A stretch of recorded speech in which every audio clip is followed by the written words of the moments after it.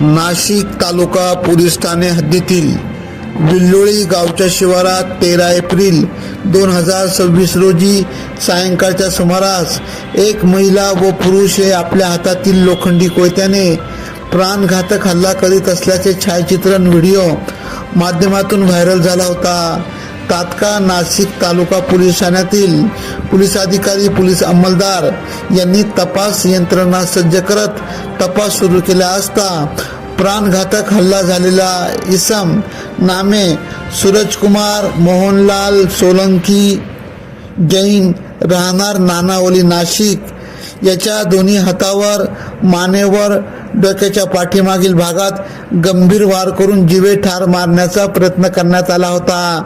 तसेच प्राणघातक हल्ला करून दोघे पुरुष व महिला मोटरसायकलवरून फरार झाले होते.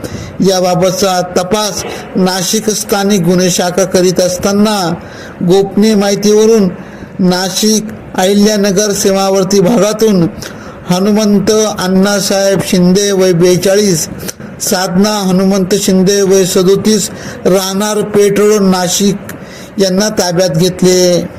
याबाबतचे अधिक तपास नाशिक तालुका पोलीस करीत आहेत. AKP न्यूज साठी ब्युरो चीफ अनवर खान पठाण, नाशिक.